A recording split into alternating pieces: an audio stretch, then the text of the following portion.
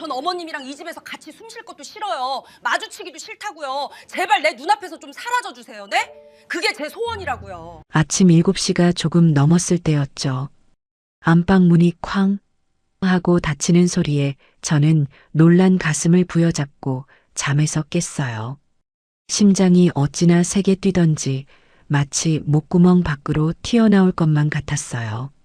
며느리 김민지가 출근 준비를 하느라 왔다 갔다 하는 소리였죠. 방문을 좀 살살 닫으면 좋을 텐데 저 아이는 꼭 저렇게 화가 난 사람처럼 문을 부서져라 닫고 다녀요. 제가 이 집 주인이지만 며느리가 들어와 산 뒤로는 마치 눈칫밥 먹는 하숙생이 된 기분이라니까요. 놀란 가슴을 진정시키려고 물이라도 한 잔 마시러 거실로 나갔어요. 거실에는 벌써 며느리가 나와서 화장대 앞에 앉아 있었어요. 제가 인기척을 내며 다가갔지만 며느리는 거울만 뚫어지게 쳐다볼 뿐 저한테 눈길 한 번 주지 않았죠. 어머님, 안녕히 주무셨어요? 하는 아침 인사는 기대도 안 한 지 오래예요. 그래도 사람 인기척이 나면 고개라도 돌려보는 게 예의일 텐데 저 아이는 저를 투명 인간 취급하는 게 일장이라니까요. 민지야, 출근 준비하느라 바쁘구나. 아까 방문 소리에 깜짝 놀랐다. 조금만 살살 닫아주면 안 되겠니? 제가 조심스럽게 말을 건넸어요. 아침부터 싫은 소리 하기 싫어서 최대한 부드럽게 말했죠. 그제야 며느리가 고개를 획 돌려 저를 쳐다보는데 그 눈빛이 어찌나 싸늘하던지 순간 멈칫했어요. 며느리는 손에 들고 있던 립스틱을 탁 소리나게 내려놓더니 짜증 섞인 목소리로 쏘아붙였어요. 어머님, 제가 일부러 그랬어요? 바빠서 급하게 닫다 보면 그럴 수도 있죠. 그리고 어머님, 방문 좀 닫고 주무시라고 제가 몇 번을 말해요? 안방에서 나오는 노인 냄새가 거실까지 퍼져서 아침부터 비위상해 죽겠어요. 순간 제 귀를 의심했어요. 내가 지금 며느리 입에서 무슨 소리를 들은 건가 싶어서 멍하니 서 있었죠. 노인 냄새라니요. 저는 매일 아침 저녁으로 샤워를 하고 옷도 매일 갈아입어요. 제 몸에서 나는 냄새라고는 비누 향기밖에 없을 텐데 냄새가 난다며 코를 찡그리는 며느리의 표정은 정말 모욕적이었어요. 너 말이 좀 심하구나. 내가 씻고 나왔는데 무슨 냄새가 난다는 거니? 내 몸에서 냄새가 나면 얼마나 난다고 그래. 제가 억울해서 한마디 했더니 며느리는 지지 않고 받아쳤어요. 그 특유의 퀴퀴한 냄새가 있다니까요. 어머님은 본인이라 모르시겠죠. 친구들이 집에 놀러 와서도 현관에서부터 할머니 냄새 난다고 하는데 제가 얼마나 창피했는지 아세요? 방향제를 아무리 뿌려도 안 없어진다고요. 제발 방문 좀 닫고 지내세요. 환기 좀 자주 시키시고요. 며느리는 마치 더러운 것을 이야기하듯 인상을 찌푸리며 손부채질까지 해댔어요. 가슴속에서 뜨거운 덩어리가 울컥 치밀어 올랐지만 아침부터 큰 소리 내면 아들이 깰까봐 꾹 참았어요. 저 아이랑 말씨름해봤자 제 입만 아프다는 걸 지난 1년간 뼈저리게 느꼈으니까요. 저는 화제를 돌리려고 부엌으로 향했죠. 알았다. 내가 더 신경 쓰마. 밥은 먹고 가야지. 내가 어제 시장에서 싱싱한 콩나물이랑 두부 사왔다. 국 끓여줄 테니 얼른 씻고 오너라. 제가 냉장고에서 검은 비닐봉지를 꺼내 식탁 위에 올려놓자마자 며느리가 기겁을 하며 달려왔어요. 그러고는 제가 꺼내놓은 콩나물 봉지를 손가락 끝으로 집어들더니 더러운 벌레라도 보는 것처럼 쳐다봤어요. 아, 어머님. 제가 이런 검은 비닐봉지 냉장고에 넣지 말라고 몇 번을 말했어요? 냉장고 격 떨어지게 이게 뭐예요? 진짜 위생적이지도 않고 보기에도 흉물스럽잖아요. 민지야, 이게 왜 흉물스럽니까? 시장에서 사오면 다 여기에 담아주는 건데. 그리고 봉지째 보관해야 야채가 더 싱싱하게 오래가는 거야. 제 말은 들을 생각도 안 하고 며느리는 봉지째로 싱크대 개수대에 툭 던져버렸어요. 퍽 하는 소리와 함께 두부 모서리가 으깨지는 게 보였죠. 제가 먹이려고 아픈 다리 이끌고 사온 음식을 쓰레기 취급하는 행동에 손이 부들부들 떨렸어요. 이건 음식을 버린 게 아니라 제 정성을 바닥에 내동댕이 친 거나 다름없었어요. 너 지금 뭐 하는 짓이니? 먹을 걸 왜 던져? 어머님이야말로 제 말 좀 들으세요. 반찬통도 제가 사다 놓은 투명한 용기로 싹 통일하라고 했잖아요. 왜 자꾸 궁상맞게 구세요? 냉장고 문 열 때마다 스트레스 받아서 미치겠어요. 그리고 아침부터 무슨 콩나물국이에요? 냄새 배게. 저희 빵 먹고 나갈 거니까 국 끓이지 마세요. 며느리는 냉장고에서 우유랑 빵을 꺼내 식탁에 쾅쾅 내려놓았어요. 내 집 부엌에서 내 돈으로 산 식재료로 밥도 마음대로 못해 먹는 신세라니 기가 막혔죠. 그때 안방 문이 열리고 아들 오진석이 부스스한 얼굴로 걸어 나왔어요. 밖에서 무슨 소란이 났나 싶어 나온 거겠죠. 아들은 상황을 보더니 대뜸 저한테 인상을 썼어요. 아침부터 왜들 그래요, 시끄럽게. 엄마, 민지 출근해야 하는데 왜 자꾸 건드려요? 아들은 며느리가 무슨 말을 했는지, 어떤 행동을 했는지 물어보지도 않고 무조건 제 탓을 했어요.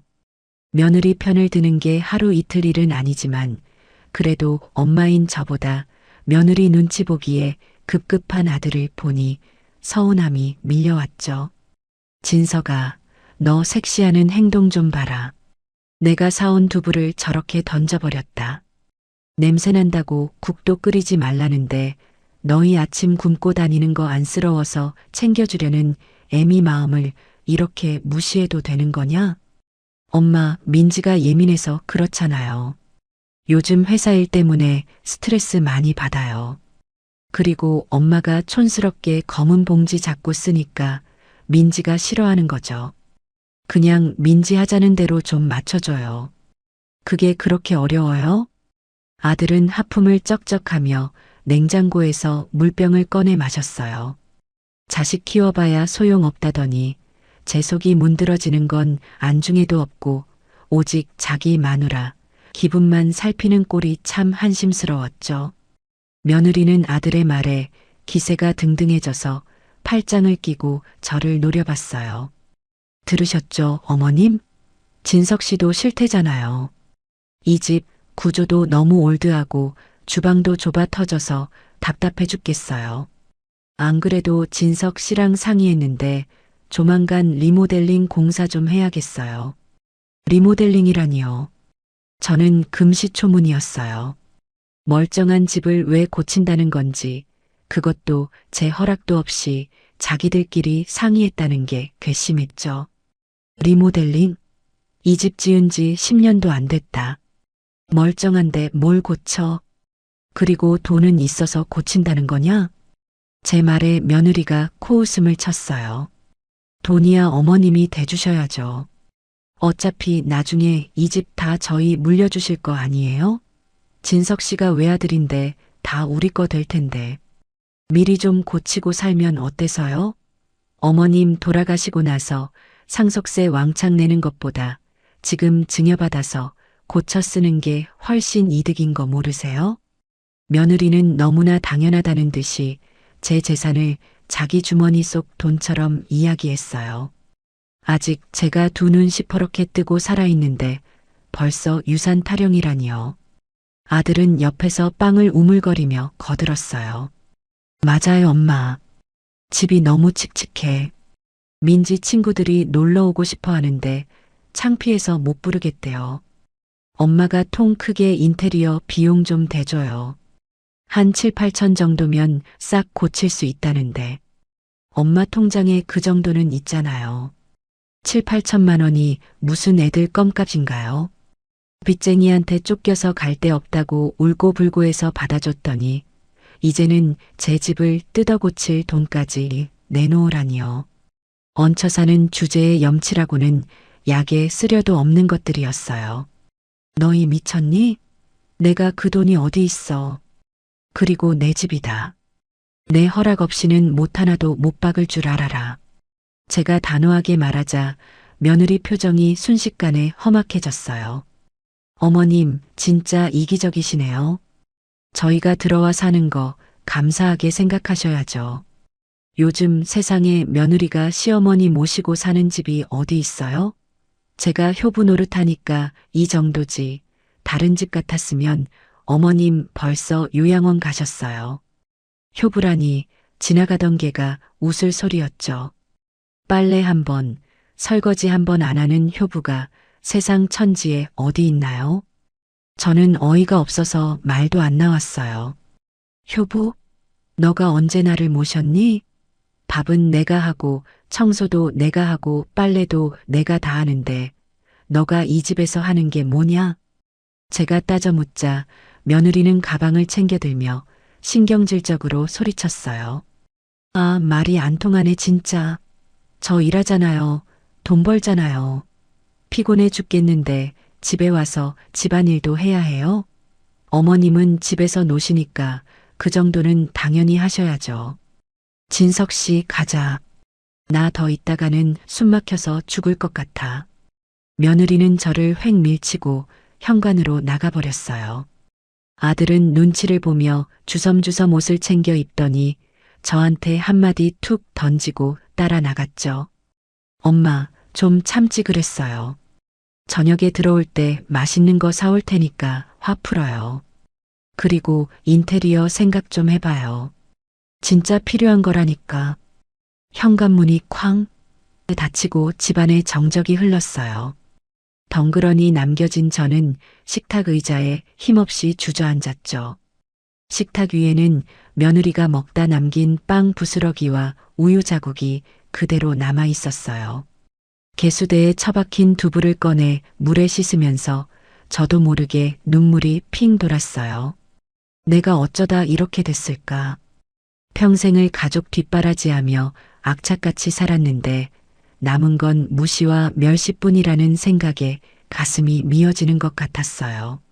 남편이 살아있었다면 저것들이 저렇게까지 막 나가지는 못했을 텐데 혼자 남은 늙은이라 무시하나 싶어 서러움이 복받쳤죠. 오후가 되어 마음을 추스르고 베란다 청소를 하고 있었어요. 주말이라 아들이 일찍 들어왔는지 거실 쪽에서 인기척이 들리더군요.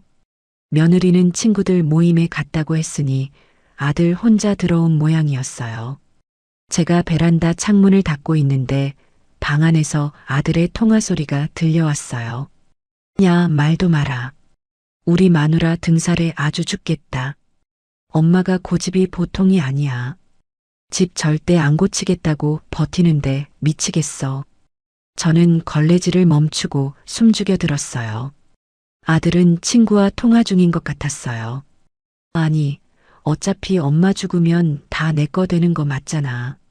근데 그걸 지금 좀 미리 당겨 쓰자는데 왜 저렇게 꽉 막혔는지 모르겠다. 민지는 진명에 미리 안 넘겨주면 이혼하겠다고 난리고 엄마는 돈 줄 생각도 안 하고 중간에서 나만 새됐지 뭐. 아들의 말 한마디 한마디가 비수가 되어 가슴에 꽂혔어요.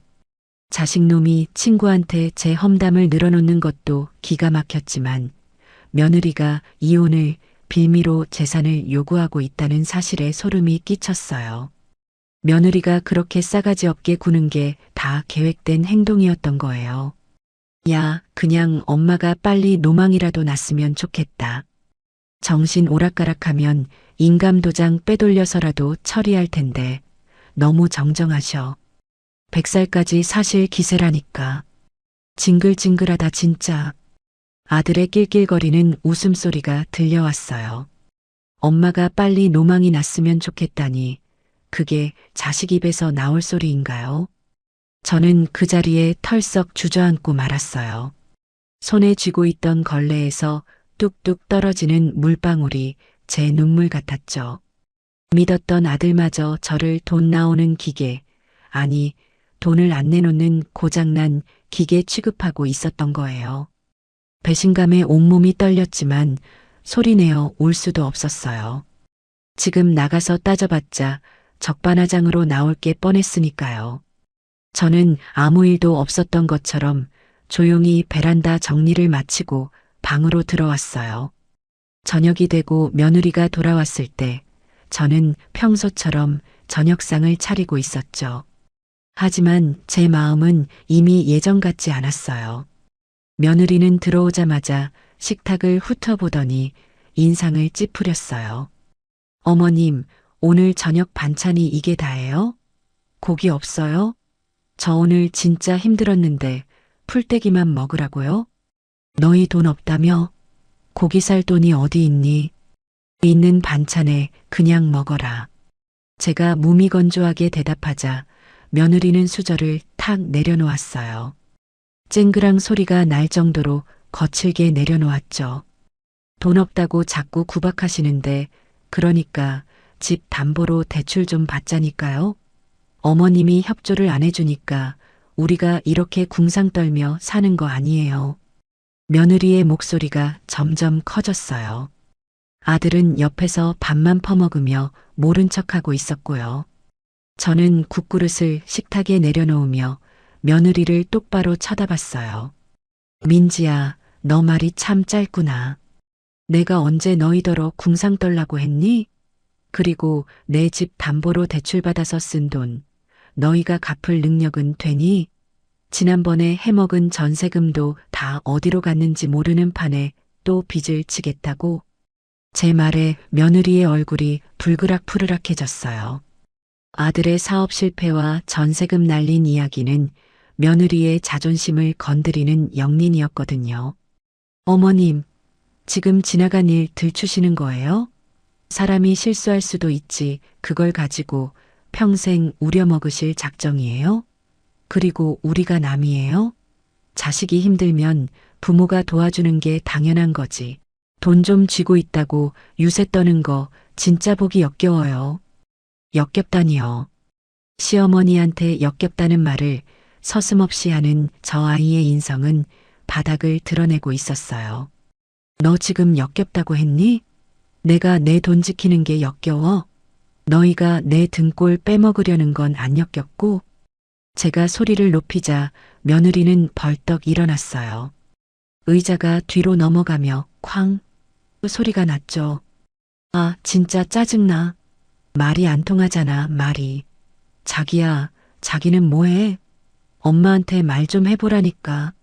나 진짜 여기서 못 살겠어. 며느리는 아들에게 소리를 질렀고 아들은 밥을 먹다 말고 곤란한 표정으로 저를 쳐다봤어요. 엄마, 그만 좀 해요. 민지 화나면 무서운 거 알면서 왜 자꾸 자극해요. 그냥 엄마가 알았다고 하면 되잖아요. 아들의 그 비겁한 태도에 정이 뚝 떨어졌어요. 더 이상 참을 이유가 없었죠. 진서가, 너도 똑같다. 애미가 무시당하는데 마누라 치마폭에 쌓여서 한마디도 못하고 너희 둘 다 내 집에서 당장 나가라. 꼴도 보기 싫다. 나가라는 말에 며느리가 눈을 부릅뜨고 달려들듯이 다가왔어요. 나가라고요? 갈 데 없는 거 뻔히 알면서 나가라고요? 진짜 독하시네. 그리고 이 집 어머님 마음대로 못해요. 우리도 살 권리 있다고요. 아, 진짜 숨 막혀. 이 좁은 집구석에서 노인네랑 부대끼며 사는 거 진짜 지긋지긋해. 며느리는 머리를 쥐어뜯으며 악을 썼어요. 그 모습이 마치 귀신 들린 사람 같았죠. 지긋지긋하면 나가면 될 거 아니냐? 누가 붙잡았니? 제가 차갑게 말하자 며느리가 저를 노려보며 결정적인 말을 내뱉었어요. 그 눈빛에는 살기마저 서려 있었죠. 그래요, 나가고 싶어요. 마음 같아선 당장이라도 나가고 싶다고요. 근데 돈이 없는데 어떡해. 어머님이 돈만 주면 당장 나갈 거라고요. 아, 진짜 끔찍해. 전 어머님이랑 이 집에서 같이 숨 쉬는 것도 싫어요. 마주치기도 싫다고요. 제발 내 눈앞에서 좀 사라져 주세요. 네. 그게 제 소원이에요. 영원히 안 보고 사는 거, 그게 제 소원이라고요. 거실이 쩌렁쩌렁 울리도록 며느리는 고래고래 소리를 질렀어요. 마주치기도 싫다. 눈앞에서 사라져달라. 그 말이 제 가슴을 후벼 파는 것 같았지만 이상하게도 눈물은 나지 않았어요. 오히려 머릿속이 차갑게 식으면서 아주 맑아지는 기분이었죠. 그동안 미련스럽게 붙잡고 있던 끈이 툭 하고 끊어지는 소리가 들리는 것 같았어요. 저는 며느리의 붉어진 얼굴을 가만히 바라봤어요. 흥분해서 씩씩거리는 그 얼굴을 보니 내가 왜 여태껏 이들을 품으려 했나 싶은 자괴감마저 들더군요. 아들은 구석에서 핸드폰만 만지작거리고 있었어요. 이 상황을 중재할 생각도, 엄마를 보호할 생각도 전혀 없는 놈이었죠.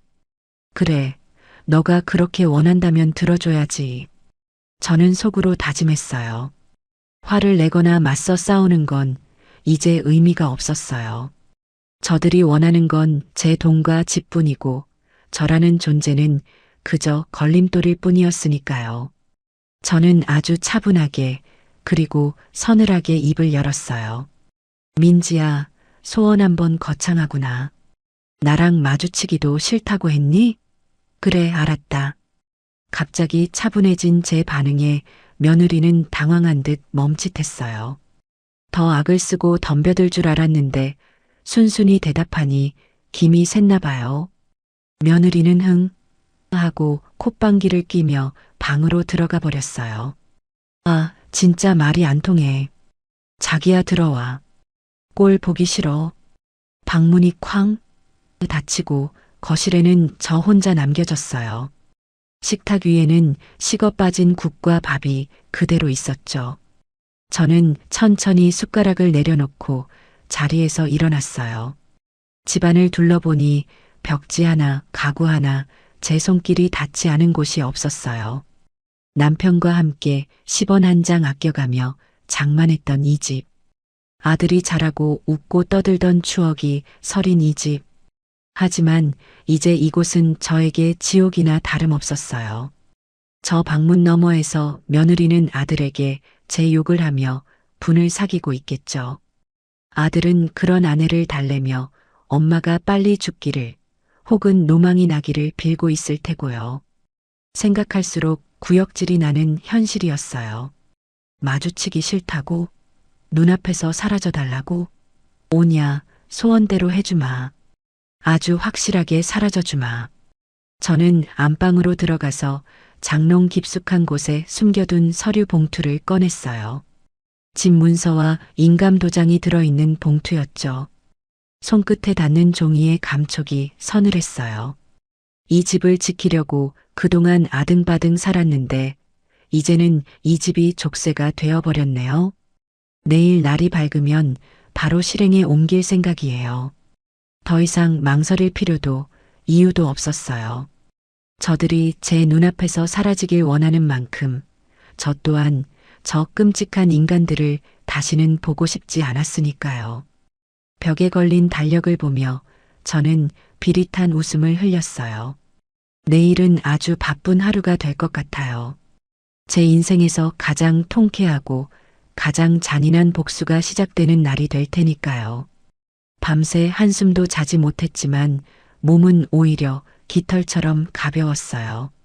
며느리 김민지가 내뱉었던 마주치기도 싫다는 그 말이 제 머릿속을 맴돌았지만 더 이상 상처가 되지 않았죠.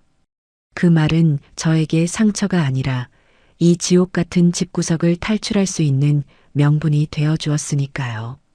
아침이 밝자마자 저는 평소처럼 부엌으로 나가는 대신 화장대 앞에 앉아 곱게 화장을 했어요. 입술에는 평소에 바르지도 않던 붉은 루즈도 칠했죠. 거울 속에 비친 제 얼굴이 꽤 비장해 보였어요. 거실로 나가니 며느리가 출근 준비를 하며 곁눈질로 저를 훔쳐보더군요. 어제 그렇게 악을 쓰고 소리를 질렀으니 제가 풀이 죽어 있을 거라 생각했겠죠. 하지만 저는 식탁에 앉아 우아하게 커피를 마시고 있었어요. 며느리는 제 눈치를 살피더니 아들에게 귓속말을 했어요. 자기야, 어머님 왜 저래? 어제 충격받아서 진짜 이상해지신 거 아니야? 아들은 넥타이를 매며 힐끗 저를 보더니 대수롭지 않게 말했어요. 냅둬. 그냥 시위하는 거겠지. 며칠 저러다 말 거야. 저는 그 소리를 듣고도 못 들은 척 커피 잔을 내려놓으며 입을 열었어요. 민지야, 진서가. 오늘 저녁에 일찍들 들어오너라. 할 말이 있다. 제 목소리가 너무 평온해서였을까요? 며느리는 의아한 표정을 지었지만 이내 고개를 끄덕였어요. 알았어요. 근데 저 오늘 야근할 수도 있으니까 너무 기다리지는 마세요. 그리고 어머님, 어제 일은 저도 좀 심했지만 어머님도 잘한 거 없는 거 아시죠? 서로 조심 좀 해요.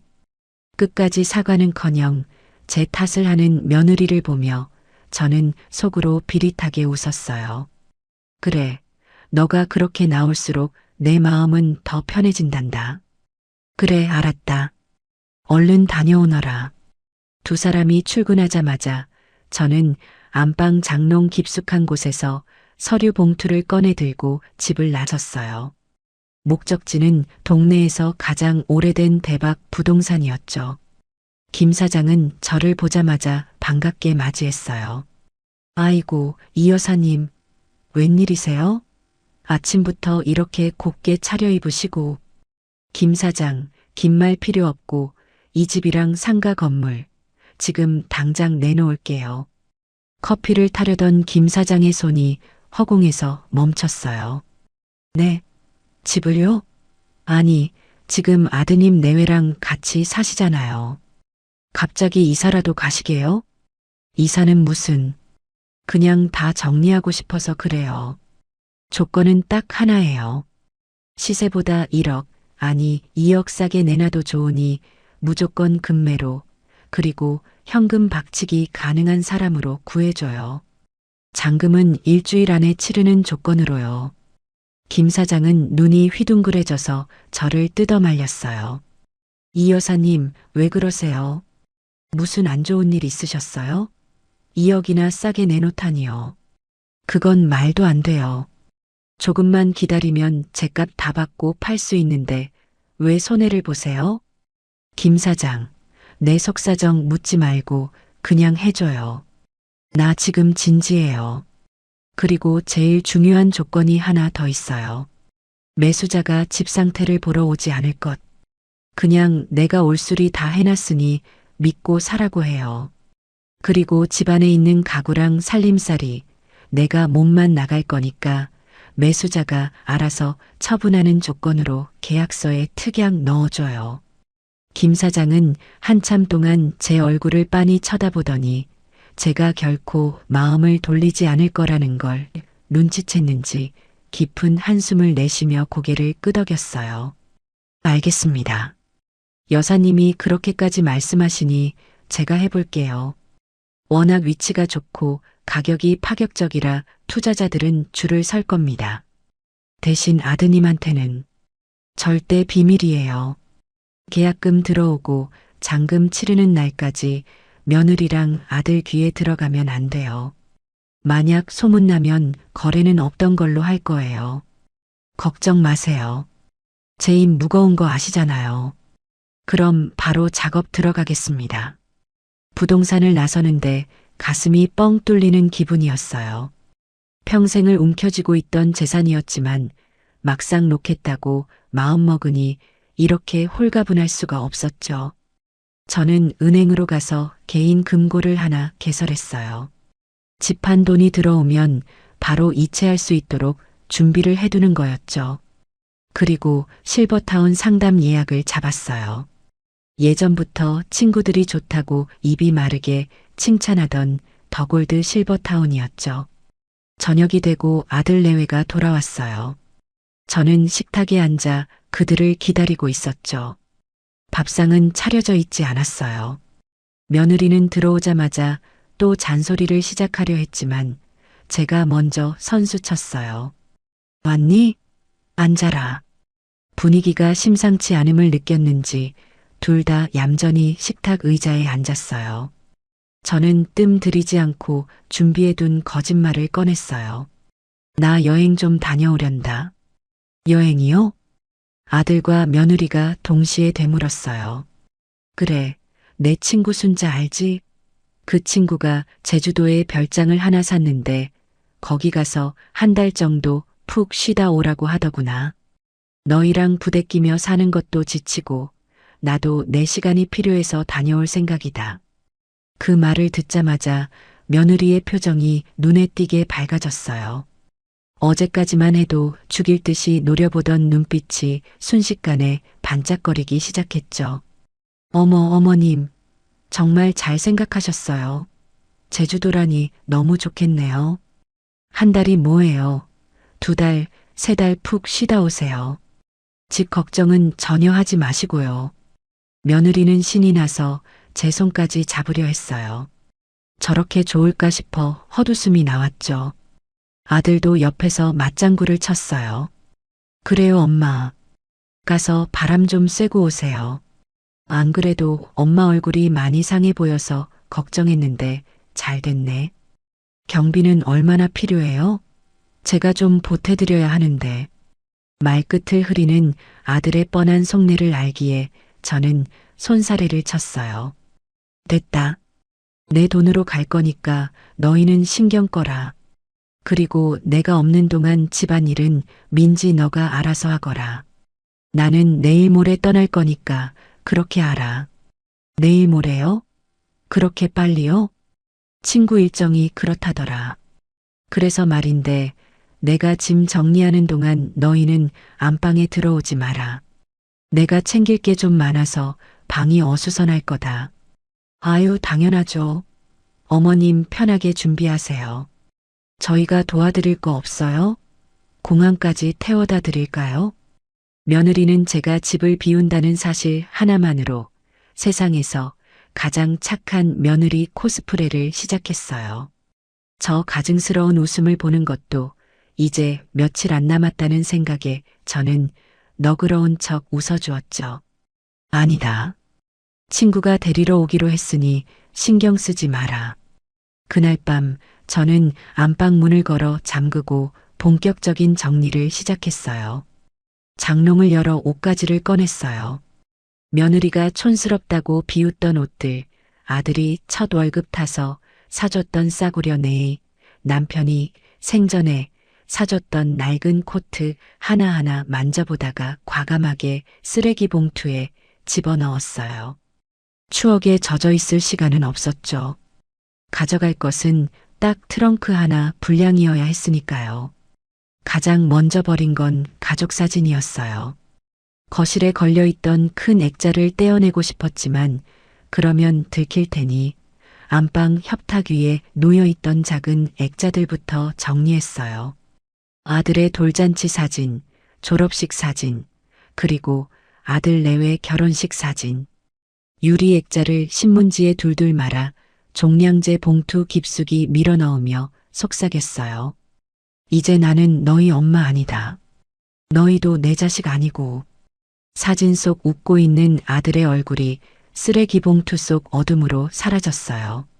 마음 한구석이 아려왔지만 어제 들었던 빨리 노망이나 났으면이라는 아들의 목소리를 떠올리며 마음을 다잡았어요.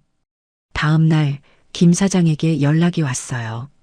이 여사님, 대박입니다. 말씀하신 조건 그대로 받겠다는 매수자가 나타났어요. 서울에서 사업하시는 분인데 투자 목적으로 사두는 거라 집 상태 안 봐도 된답니다. 계약금은 오늘 바로 입금하고 잔금은 3일 뒤에 치르겠답니다. 괜찮으시겠어요? 3일 뒤? 딱 좋네요. 바로 진행해 주세요. 전화를 끊고 통장을 확인해 보니 억 단위의 계약금이 찍혀 있었어요. 0이 몇 개인지 세어보며 가슴이 벅차올랐죠. 이 돈이면 남은 여생을 여왕처럼 살 수 있었어요. 저 거지 같은 것들 눈치 안 보고 말이죠. 며느리는 퇴근해서 들어오자마자 콧노래를 흥얼거렸어요. 어머님, 짐은 다 싸셨어요? 제주도 날씨 좋다던데 원피스 좀 챙기셨어요? 그래, 대충 쌌다. 너는 뭐가 그렇게 좋으니? 아니, 그냥 어머님 여행 가신다니까 저도 덩달아 설레서 그러죠. 아, 그리고 어머님 안 계시는 동안 저희 친구들 좀 불러서 파티해도 되죠? 어차피 집 비잖아요. 집이 비다니 아주 영원히 비게 될 줄은 꿈에도 모르고 김칫국을 마시는 꼴이라니. 그러려무나. 너희 마음대로 해라. 어차피 이제 내 손 떠난 집이나 마찬가지니까. 네. 그게 무슨 말씀이세요? 며느리가 눈을 동그랗게 뜨고 물었어요. 저는 아차 싶었지만 태연하게 둘러댔어요. 내가 없으면 주인은 너희라는 뜻이다. 알아서 잘 관리하라고. 아, 당연하죠. 제가 안주인처럼 깔끔하게 쓸게요. 걱정 붙들어 매세요. 며느리는 신이 나서 방으로 들어갔어요. 저는 그 뒷모습을 보며 마지막 정리를 마쳤어요. 폐물함에 있던 금반지와 목걸이들은 따로 작은 주머니에 챙겼고 남편의 유품인 시계도 챙겼어요. 나머지는 다 두고 갈 생각이었어요. 며느리가 그렇게 탐내던 자개장도 아들이 사달라고 졸랐던 안마의자도 전부 다요. 매수자에게 부탁해서 폐기물 처리업체에 넘기기로 이미 얘기가 된 상태였죠. 밤이 깊어지고 집안이 조용해졌을 때 저는 거실로 나와 소파에 앉았어요. 이 집에서의 마지막 밤이었죠. 달빛이 베란다 창으로 들어와 거실을 비추는데 망감이 교차했어요. 여기서 울고 웃었던 지난 30년 세월이 주마등처럼 스쳐 지나갔어요. 하지만 후회는 없었어요. 저는 충분히 참았고 충분히 베풀었어요. 이제는 그 대가를 치르게 할 차례였죠. 방 안에서 아들과 며느리의 웃음소리가 들려왔어요. 자기야, 엄마 가면 바로 인테리어 업체 부를까? 견적이라도 받아보자. 그래, 엄마 없을 때 싹 저질러버리면 나중에 오셔도 뭐라 못하겠지. 벽지는 자기가 좋아하는 회색 톤으로 하자. 오예, 신난다. 드디어 이 칙칙한 집구석 좀 사람 사는 곳처럼 바뀌겠네. 꿈에 부풀어 있는 저들의 대화를 자장가 삼아 저는 눈을 감았어요. 내일이면 저 웃음소리가 비명으로 바뀔 거라고 생각하니 입가에 미소가 절로 지어졌죠. 드디어 결전의 날이 밝았어요. 아침 일찍 일어난 저는 어느 때보다 정성스럽게 아침밥을 차렸어요. 이게 저들에게 차려주는 마지막 밥상이 될 테니까요. 밥상 위에는 평소에 며느리가 노래를 부르던 소갈비찜과 조기구이를 올렸어요. 어제 시장 가서 큰맘 먹고 사온 재료들이었죠. 아들 내외가 방문을 열고 나오더니 식탁을 보고 깜짝 놀랐어요. 우와, 어머님, 오늘 무슨 날이에요? 아침부터 갈비찜이라니. 며느리는 눈을 반짝이며 식탁에 앉았어요. 아들도 군침을 삼키며 숟가락을 들었죠. 내가 여행 가기 전에 너희들 배 좀 불려주고 싶어서 했다. 많이들 먹어라. 잘 먹겠습니다. 역시 엄마 솜씨가 최고라니까. 아들은 갈비를 뜯으며 엄지를 치켜 세웠어요. 평소에는 짜다, 싱겁다 타박만 하더니 고기 반찬 앞에서는 효자가 따로 없더군요. 며느리도 밥 한 그릇을 뚝딱 비우며 기분 좋은 소리를 해댔어요. 어머님, 제주도 가셔서 맛있는 거 많이 드시고 오세요. 올 때 오메기떡 사오시는 거 잊지 마시고요. 끝까지 제 입에 들어갈 것보다 자기 입에 들어갈 떡을 챙기는 며느리였어요. 저는 그저 웃으며 고개를 끄덕였죠. 그래, 많이 사오마. 목에 걸릴 정도로 많이 사올게. 식사를 마치고 두 사람이 출근 준비를 서둘렀어요. 현관에서 구두를 신는 아들의 등을 보며 저는 마음속으로 작별 인사를 했어요. 잘 가라, 내 아들 진서가. 부디 철 좀 들길 바란다. 며느리는 거울을 보며 화장을 고치더니 저에게 손을 흔들었어요. 어머님, 저 출근해요. 친구분 오시면 조심히 가세요. 다녀오셔서 봬요. 그래, 다녀오너라. 오늘 하루 아주 스펙터클할 거다. 네, 스펙터클이요? 아니다. 그냥 즐겁게 보내라는 뜻이다. 두 사람이 엘리베이터를 타고 내려가는 것을 확인하자마자 저는 행동을 개시했어요. 시계를 보니 오전 9시. 약속한 폐기물 처리 업체 사람들이 도착할 시간이었죠. 딩동. 초인종 소리와 함께 건장한 남자 3명이 들어왔어요.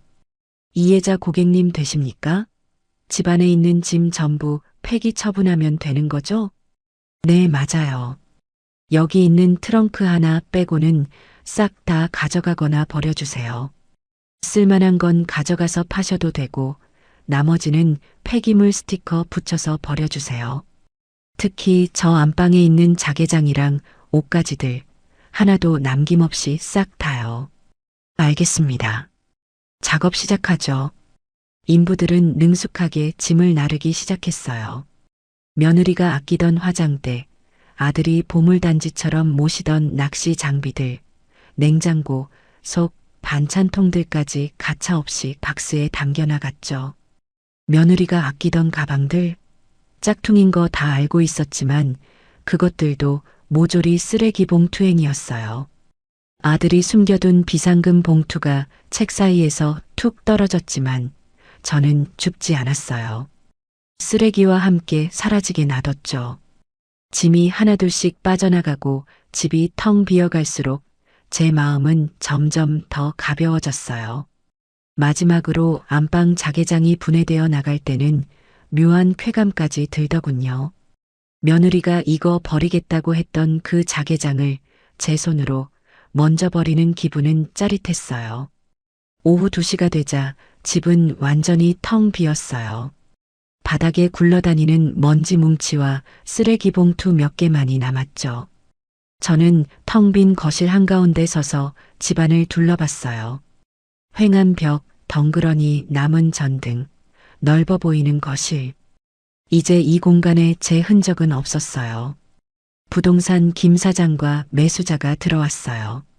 이 여사님, 작업 다 끝내셨네요. 정말 깔끔하게 비우셨습니다. 매수자는 젊은 남자였는데 텅 빈 집을 둘러보며 만족스러운 표정을 지었어요. 어르신, 약속대로 잔금은 지금 바로 이체해드리겠습니다. 잠시 후 제 휴대폰이 띠링하고 울렸어요. 확인해보니 입금 알림 문자였죠. 평생 만져보지 못한 큰 금액이 제 통장에 꽂혀 있었어요. 확인했습니다. 그럼 이제 이 집은 사장님 겁니다. 저는 미리 준비해둔 도어락 설정 변경 설명서를 꺼내 들었어요. 비밀번호는 지금 바로 바꾸세요. 저는 이제 나갈 거니까요. 아, 그럼 일단 초기화 번호인 0000으로 해놓고 제가 나중에 다시 설정하겠습니다. 어르신, 안녕히 가십시오. 저는 고개를 끄덕이고 트렁크 손잡이를 잡았어요.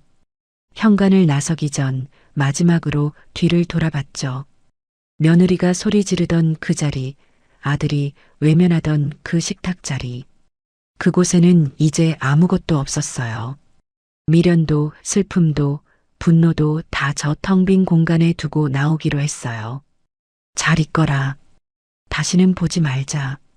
저는 문을 나섰고 뒤에서 철커덕하고 도어락이 잠기는 소리가 들렸어요.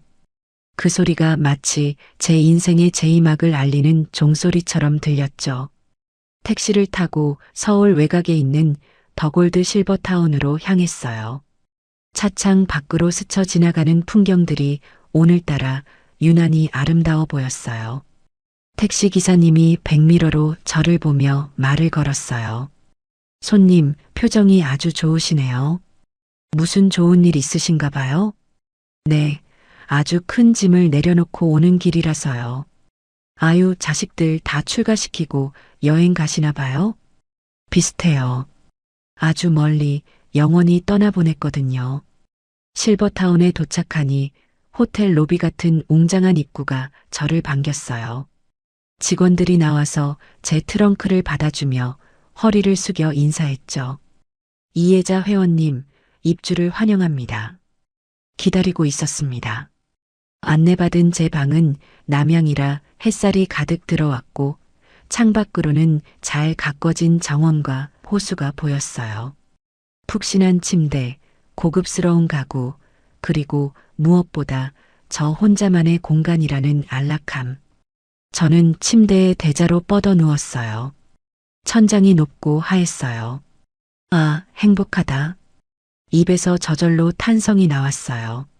며느리의 눈치를 보며 숨죽여 살던 지난 1년이 전생처럼 느껴졌죠.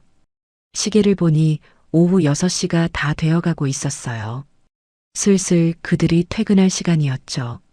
저는 핸드폰을 꺼내 문자 메시지 창을 열었어요. 수신이는 며느리 그리고 아들. 손가락으로 한 글자 한 글자 꾹꾹 눌러 담았어요. 어떤 화려한 말보다 며느리가 저에게 했던 그 말을 그대로 돌려주는 게 최고의 복수라고 생각했으니까요. 민지야, 나랑 마주치기도 싫다고 했지? 숨 쉬는 것도 싫다고. 그래서 내가 너 소원대로 집 팔고 사라져줬다. 이제 이 집은 남의 집이니 들어갈 생각 마라. 짐은 다 버렸으니 찾지 말고. 우리 영원히 마주치지 말자꾸나. 부디 길바닥에서 행복하거라. 문자를 다 쓰고 전송 버튼을 누르려다 잠시 멈췄어요. 아직은 아니에요. 그들이 집에 도착해서 도어락이 열리지 않아 당황할 때쯤 그때 보내야 제맛이겠죠. 저는 예약 전송 기능을 켰어요. 시간은 오후 7시 30분. 그들이 집에 도착해서 한참 문을 두드리고 있을 시간으로 맞췄죠. 전송 예약이 완료되었습니다.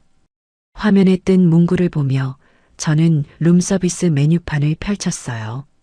오늘 저녁은 스테이크에 와인 한 잔을 곁들여야겠어요. 제 인생 최고의 축배를 들어야 하니까요. 한편 며느리 김민지는 퇴근길 발걸음이 구름 위를 걷는 것 같았어요. 시어머니가 없는 집, 잔소리하는 사람 없는 자유로운 저녁이 기다리고 있었으니까요. 민지는 회사 앞에서 남편 오진석을 만나 팔짱을 꼈어요. 자기야, 오늘 저녁은 뭐 먹을까? 어머님도 없는데 우리 피자 시켜 먹을까? 아니면 치킨? 족발? 좋지. 엄마 없으니까 눈치 안 보고 맥주도 한잔하고. 아, 친구들 부를까? 오늘은 우리끼리 오붓하게 즐기고 주말에 친구들 부르자. 나 오늘 진짜 너무 행복해. 어머님이 한 달이나 안 계신다니 꿈만 같아. 두 사람은 히히덕거리며 아파트 단지로 들어섰어요. 엘리베이터를 타고 2층에 내려 현관문 앞에 섰죠. 민지는 콧노래를 부르며 익숙하게 도어락 덮개를 올리고 비밀번호를 눌렀어요. 1234. 삐빅삐빅삐빅. 경쾌한 열림소리 대신 날카로운 경고음이 울렸어요. 민지는 고개를 갸웃거렸어요. 내가 잘못 눌렀나? 다시 한번 천천히 눌렀어요. 1234. 삐빅삐빅삐빅. 또다시 경고음이 울리며 문은 열리지 않았어요. 민지는 인상을 찌푸리며 진석을 쳐다봤어요. 자기야, 문이 안 열려. 어머님이 비밀번호 바꾸셨나? 에이, 설마. 엄마가 우리한테 말도 안 하고 바꿀 리가 없잖아. 비켜봐. 내가 해볼게. 진석이 나서서 번호를 눌렀지만 결과는 똑같았어요. 빨간 불빛만 깜빡거릴 뿐 문은 굳게 닫혀 있었죠. 아, 뭐야 진짜. 어머님 치매 오신 거 아니야? 비밀번호를 왜 바꿔놓고 가셔? 전화해봐, 얼른. 진석은 급하게 주머니에서 핸드폰을 꺼내 어머니에게 전화를 걸었어요. 하지만 수화기 너머에서는 차가운 기계음만 들려왔어요. 지금 거신 번호는 없는 번호이오니. 없는 번호라는데? 뭐, 없는 번호? 아침까지 통화했잖아. 다시 걸어봐. 민지가 짜증을 내며 진석의 핸드폰을 뺏어들고 다시 걸었지만 결과는 같았어요.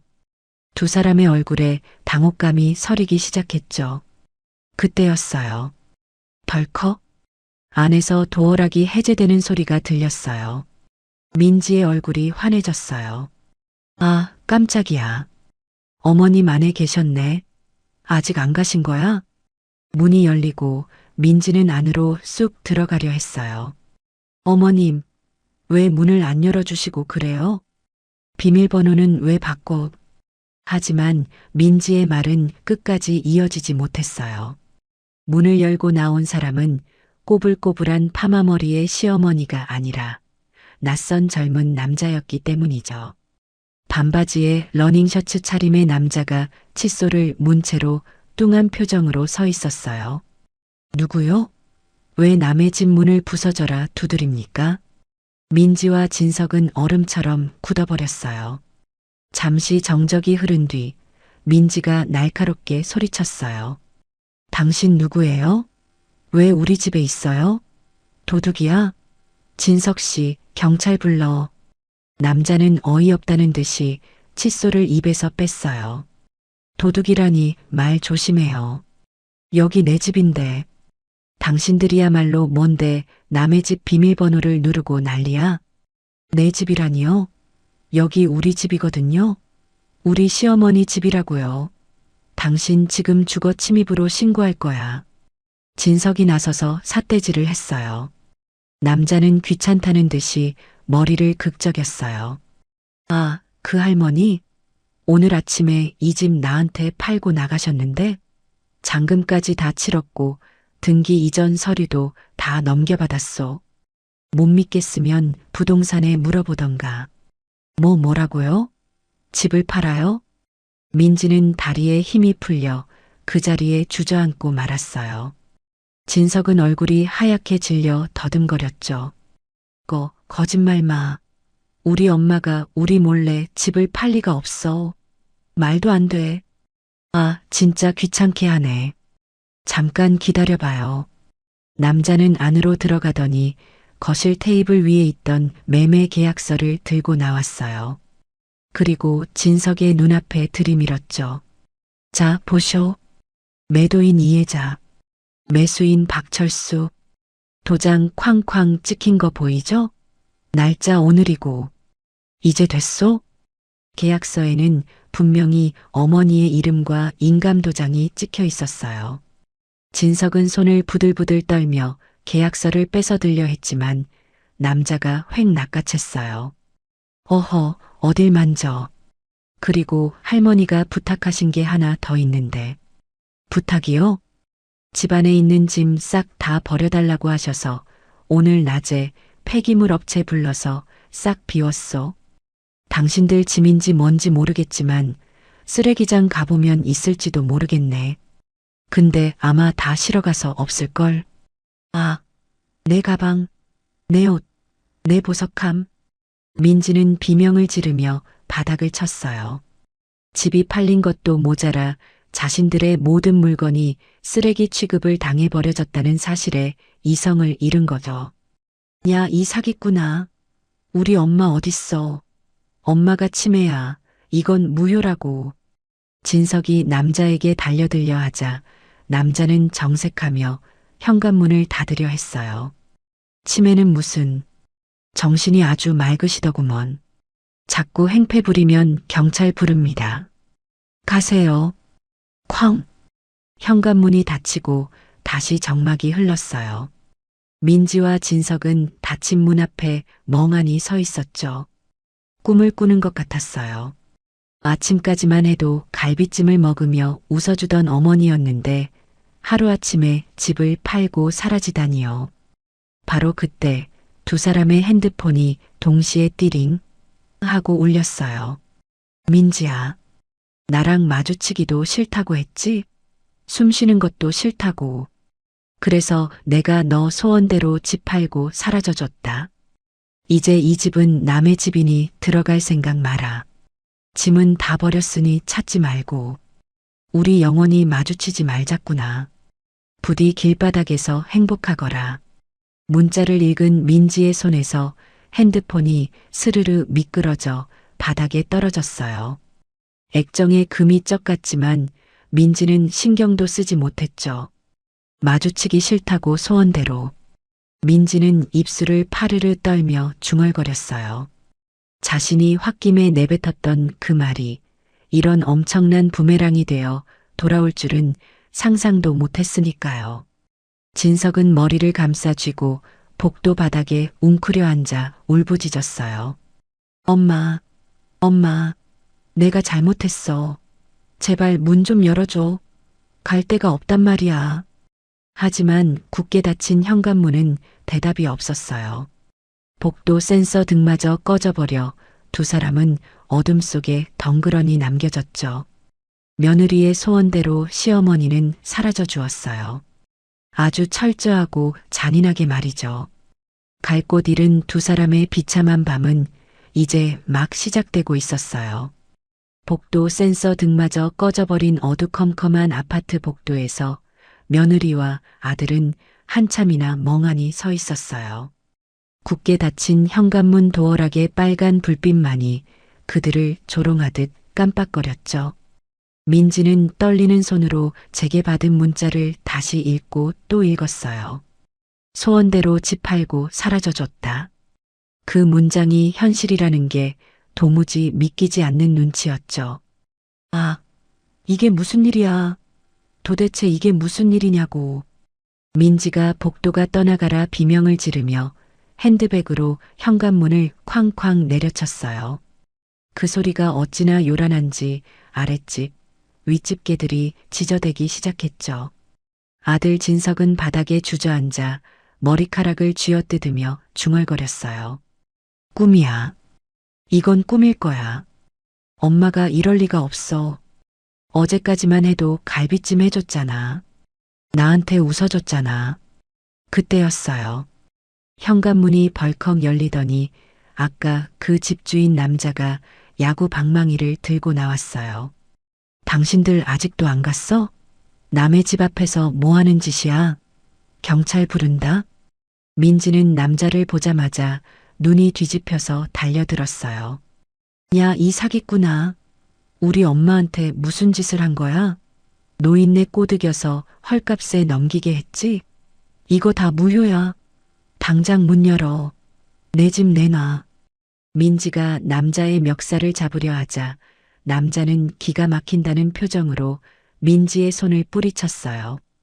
그러고는 곧바로 핸드폰을 꺼내 112를 눌렀죠. 여보세요? 여기 주거 침입에 행패 부리는 미친 사람들이 있어서요. 빨리 좀 와주세요. 흉기 들고 난동 피웁니다. 민지의 핸드백이 흉기로 둔갑하는 순간이었죠. 잠시 후 경찰관 2명이 엘리베이터에서 내렸어요. 아들은 경찰을 보자마자 울먹이며 매달렸어요.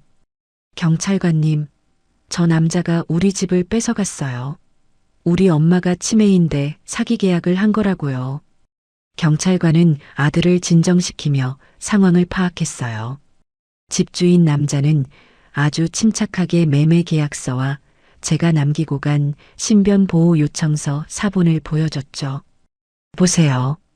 이혜자 씨가 직접 작성한 겁니다. 아들 내외가 찾아와도 절대 문 열어주지 말고 행패 부리면 바로 신고하라고 하셨어요. 그리고 여기 매매 대금 입금 내역도 다 있습니다.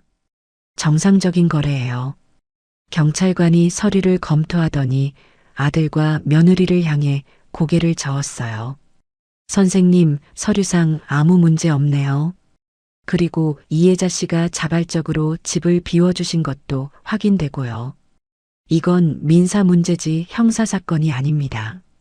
지금 남의 집 앞에서 이러시면 주거 침입 및 업무 방해로 체포될 수 있어요. 돌아가세요. 아니, 돌아가라니요. 갈 데가 없다고요. 집이 없어졌는데 어디로 가란 말이에요. 민지가 경찰관의 옷소매를 잡고 늘어졌지만 경찰관은 단호하게 팔을 빼냈어요. 그건 가족끼리 해결하셔야죠. 여기서 이러시면 안 됩니다. 한 번만 더 신고 들어오면 그때는 진짜 연행합니다. 가세요. 경찰관과 집주인 남자가 집 안으로 들어가고 문이 쾅 닫혔어요. 복도에 남겨진 두 사람은 쫓겨난 게 신세나 다름없었죠. 엘리베이터 문이 열리고 이웃 주민들이 쓰레기를 버리러 나왔다가 그 꼴을 보고 수군거렸어요. 어머, 저 집 며느리 아니야? 맨날 시어머니 구박하더니 쫓겨났나 봐. 그러게. 쯧쯧. 인과응보지 뭐. 민지는 그 소리를 듣고 얼굴이 홍당무처럼 빨개져서 고개를 푹 숙였어요.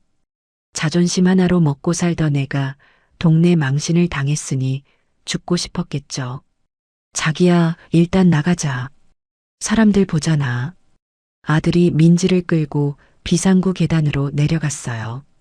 아파트 단지를 빠져나온 두 사람은 갈 곳이 없어 벤치에 털썩 주저앉았어요. 밤바람이 차가웠지만 그들의 마음보다는 덜 차가웠을 거예요. 내 집 내 명품 가방들 옷 다 어떡해? 그 남자가 다 버렸다고 했잖아. 민지가 갑자기 벌떡 일어나더니 아파트 쓰레기장 쪽으로 뛰기 시작했어요. 쓰레기장? 아직 수거 안 해갔을 수도 있어. 두 사람은 미친 듯이 분리수거장으로 달려갔어요.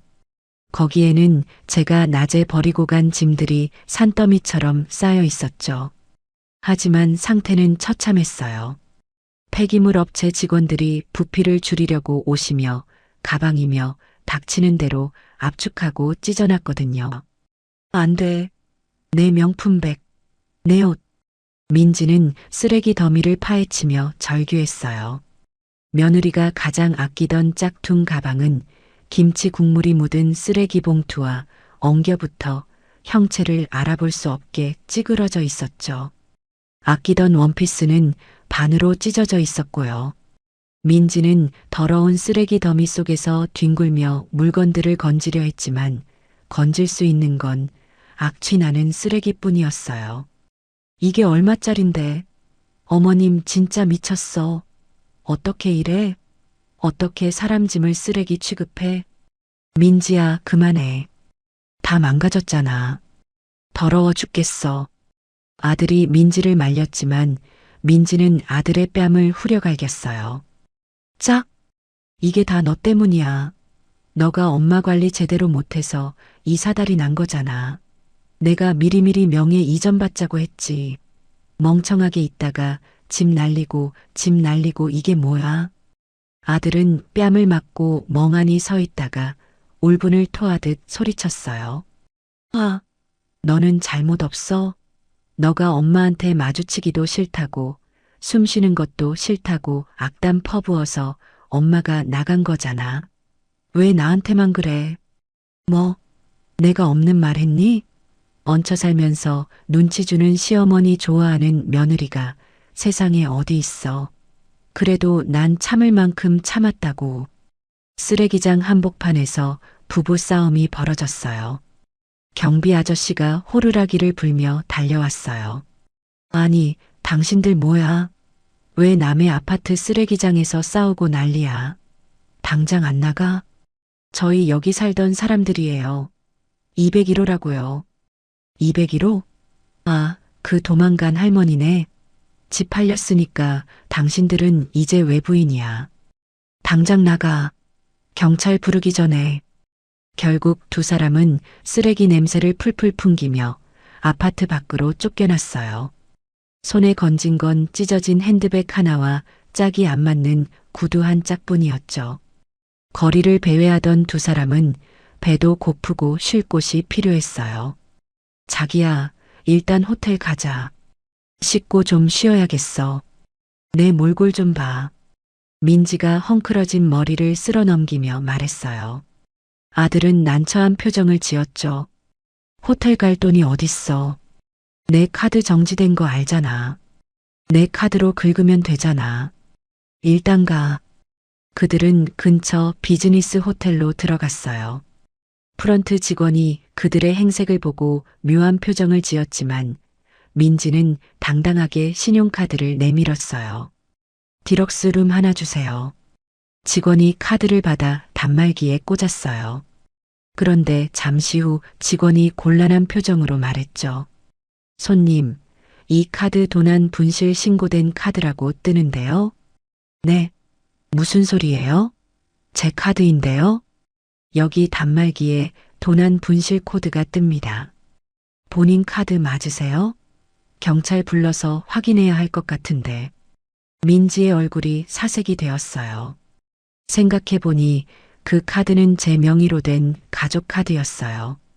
제가 집을 나오면서 모든 카드를 분실 신고하고 정지시켜버린 걸 깜빡한 거죠. 아, 아니에요. 제가 착각했나 봐요. 다른 카드로 할게요. 민지는 급하게 지갑을 뒤졌지만 제 명의가 아닌 본인 명의 카드는 이미 한도 초과 상태였어요. 그동안 제 카드로만 생활하면서 자기 월급은 옷 사고 가방 사는데 다 탕진했으니까요. 저기 현금은 없으세요? 직원이 의심스러운 눈초리로 쳐다보자 민지는 얼굴이 화끈거려 견딜 수가 없었어요. 아, 됐어요. 앉아요. 민지는 카드를 낚아채서 도망치듯 호텔을 빠져나왔어요. 뒤따라 나온 아들이 한숨을 쉬었어요. 꺼봐, 안 된다고 했잖아. 엄마가 카드를 살려뒀겠어? 그럼 어떡해? 오늘 길바닥에서 자? 찜질방이라도 가야 할 거 아니야. 결국 두 사람은 24시간 찜질방으로 향했어요. 주머니에 있는 꼬깃꼬깃한 현금을 탈탈 털어 겨우 입장료를 냈죠. 찜질복으로 갈아입고 들어간 찜질방은 사람들로 북적였어요. 딱딱한 바닥, 퀴퀴한 땀 냄새, 여기저기서 들리는 코드는 소리. 며느리 민지가 세상에서 제일 혐오하던 그런 풍경이었죠. 아, 진짜 미치겠네. 바닥이 왜 이렇게 더러워? 나 여기서 못 자. 민지는 매트를 깔지도 않고 구석에 쭈그리고 앉아 훌쩍거리기 시작했어요. 아들은 옆에서 식혜 하나를 사 먹을 돈도 없어서 입맛만 다셨고요. 엄마가 진짜 독하게 맘먹었나 봐. 어떡하지? 아들의 말에 민지가 도끼 어린 눈으로 쏘아붙였어요. 독하게 맘먹은 게 아니라 노망난 거야. 내일 당장 변호사 알아볼 거야. 부양 의무 저버리고 재산 빼돌린 거 소송 걸면 돼. 절대 가만 안 둬. 하지만 민지의 말은 허공에 흩어지는 메아리 같았어요. 당장 내일 출근할 옷도 버스비도 간당간당한 처지의 변호사는 무슨 변호사인가요? 두 사람은 서로의 등을 돌린 채 차가운 찜질방 바닥에서 쪽잠을 청해야 했어요. 어제까지만 해도 따뜻한 온수 매트 위에서 자던 그들이 하루아침에 노숙자나 다름없는 신세로 전락한 거예요. 그 시각 저는 실버타운의 최고급 라텍스 침대 위에서 꿀잠을 자고 있었답니다. 다음 날 아침이 밝았어요. 저는 창문으로 쏟아지는 따스한 햇살을 받으며 눈을 떴어요. 커튼을 걷으니 잘 가꿔진 정원의 푸른 나무들과 반짝이는 호수가 한눈에 들어왔죠. 아, 상쾌해라. 기지개를 켜고 욕실로 갔어요. 호텔급으로 꾸며진 욕실에는 최고급 어메니티가 갖춰져 있었죠. 따뜻한 물로 샤워를 하고 나오니 룸서비스 직원이 조식을 가져왔어요. 전복죽과 정갈한 반찬들, 그리고 갓 내린 커피까지. 며느리 눈치 보며 찬밥 덩어리를 물에 말아먹던 시절과는 차원이 다른 아침이었어요. 식사를 마치고 저는 우아한 리넨 원피스로 갈아입고 로비로 내려갔어요. 오늘은 서예 교실과 와인 테이스팅 수업이 있는 날이에요. 로비에서 만난 입주민들이 저에게 반갑게 인사를 건넸어요. 이 여사님, 어제 들어오셨다면서요? 얼굴이 아주 화사하시네요. 안녕하세요. 네, 어제 왔어요. 앞으로 잘 부탁드려요. 품위 있는 대화, 여유로운 미소. 이곳은 천국이었어요. 자식 걱정, 돈 걱정, 밥 걱정 없는 완벽한 낙원.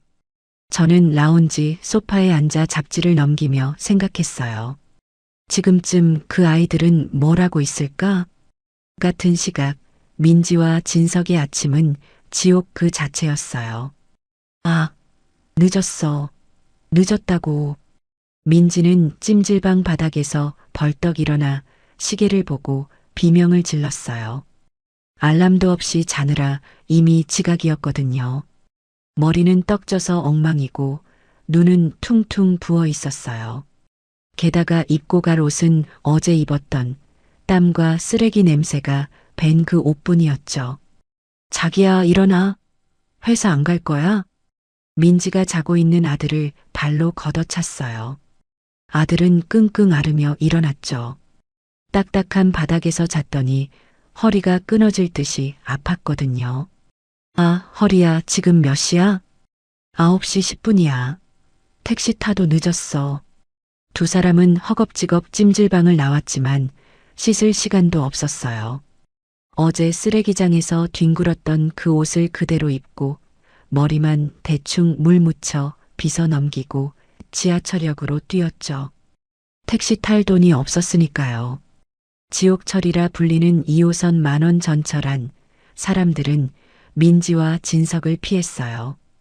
그들에게서 나는 쉰내와 퀴퀴한 냄새 때문이었죠. 저 여자 봐. 옷에 뭐 묻은 거 아니야? 냄새나. 노숙자인가? 출근 시간인데 왜 저러고 타? 주변 사람들의 수군거림이 민지의 귀에 꽂혔어요. 평소엔 누구보다 깔끔 떨며 명품으로 휘감고 다니던 민지였는데 지금은 사람들이 기피하는 혐오 대상이 된 거예요. 민지는 수치심에 고개를 들 수가 없었어요. 회사에 도착했을 때는 이미 10시가 넘었어요. 민지는 도둑고양이처럼 살금살금 사무실로 들어갔지만 부장님에게 딱 걸리고 말았죠. 김대리, 지금이 몇 시야? 그리고 자네 꼴이 그게 뭔가? 어제 술 마시고 길바닥에서 잤어? 부장님의 호통에 사무실 직원들의 시선이 일제히 민지에게 쏠렸어요. 찢어진 스타킹, 얼룩진 블라우스, 떡진 머리. 쥐구멍이라도 있으면 숨고 싶은 심정이었죠. 죄송합니다. 사정이 좀 있어서요. 사정은 무슨 사정? 오늘 중요한 클라이언트 미팅 있는 거 몰라? 그 꼴로 미팅 들어갈 거야? 당장 화장실 가서 수습하고 와. 냄새나서 진짜 못 봐주겠네. 민지는 화장실로 도망쳐서 거울을 봤어요.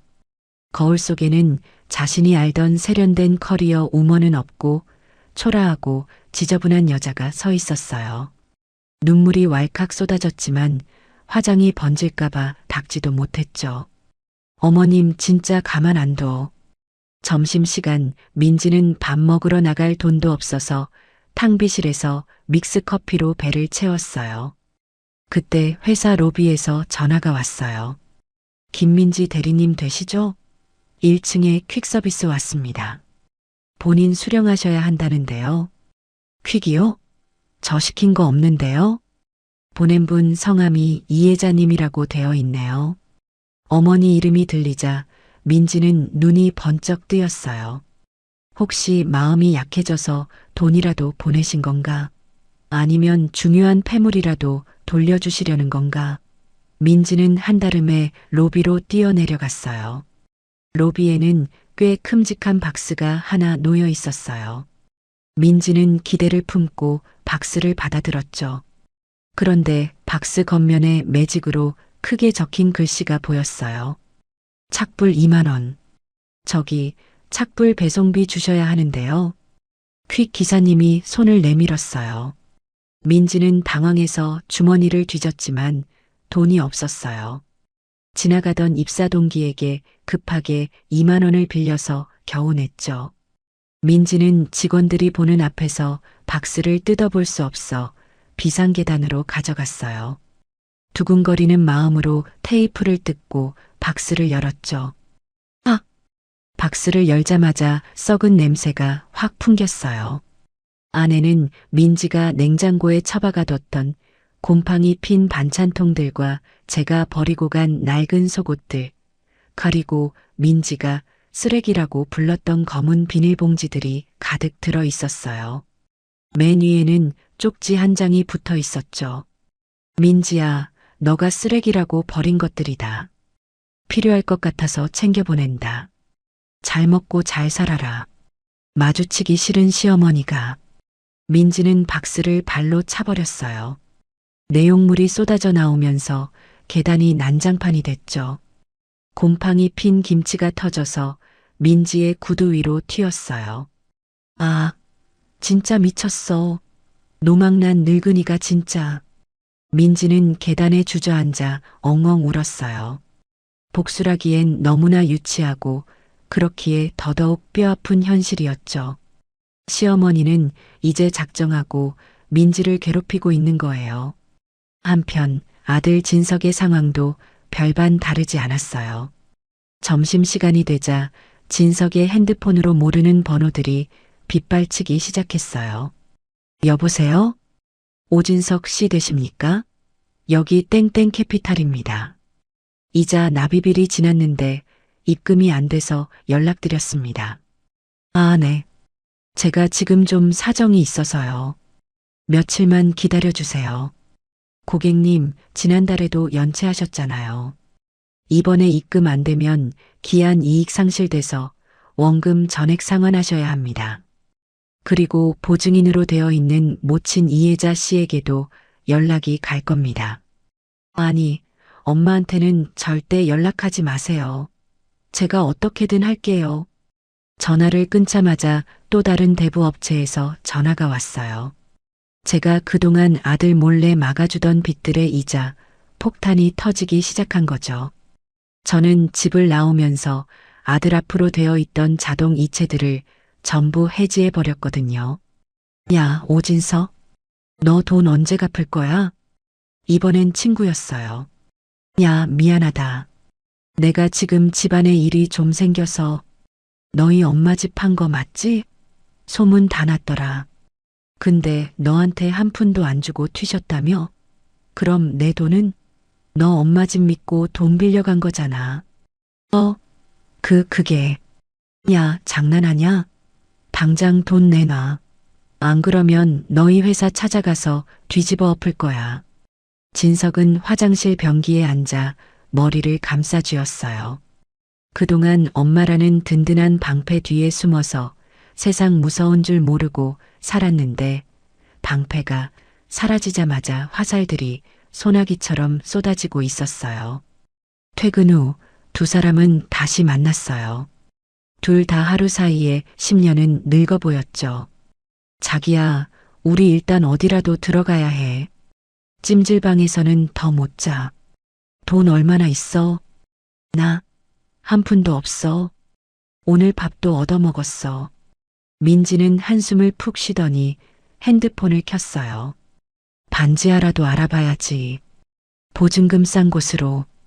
그들이 가진 돈이라곤 비상금 털어나온 몇백만 원이 전부였어요. 그 돈으로 서울 하늘 아래 구할 수 있는 집은 딱 한 군데, 도시 외곽의 낡은 빌라 반지하 방뿐이었죠. 부동산 업자를 따라간 그곳은 곰팡이 냄새가 진동하고 창문 밖으로는 지나가는 사람들의 발만 보이는 곳이었어요. 보증금 300에 월세 30. 이 가격에 이런 방 없어요. 하실 거예요, 말 거예요? 민지는 코를 막으며 인상을 썼어요. 아, 냄새 진짜 여기서 어떻게 살아? 햇빛도 안 들어오잖아. 그때 제가 했던 말이 떠올랐겠죠. 내가 씻고 나왔는데 무슨 냄새가 난다는 거니? 이제 냄새나는 곳은 제가 아니라 바로 민지가 살 곳이 되었어요. 할게요. 당장 계약할게요. 아들이 서둘러 계약했어요. 선택의 여지가 없었으니까요. 두 사람은 텅 빈 반지하 방에 덩그러니 앉았어요. 가구도 이불도 없이 차가운 장판 위에 앉아 서로를 바라봤죠. 너 때문이야. 너가 엄마한테 말만 예쁘게 했어도 이런 꼴 안 당했어. 진석이 먼저 원망을 쏟아냈어요. 뭐라고? 너는 남편 돼가지고 뭐 했어? 주식으로 돈 다 날려먹고 엄마한테 빌부터 산 주제에 어디서 큰 소리야. 민지도 지지 않고 소리쳤어요. 좁은 방 안에서 두 사람의 고함 소리가 메아리 쳤어요. 시끄러워. 조용히 좀 합시다.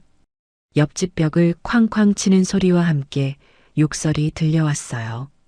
두 사람은 입을 다물었지만 눈빛만은 서로를 죽일 듯이 노려보고 있었어요. 사랑해서 결혼했던 부부는 이제 가난과 불행 앞에서 서로를 갉아먹는 원수가 되어가고 있었죠. 반지하 생활 일주일 차, 민지와 진석의 삶은 바닥을 뚫고 지하로 내려가고 있었어요.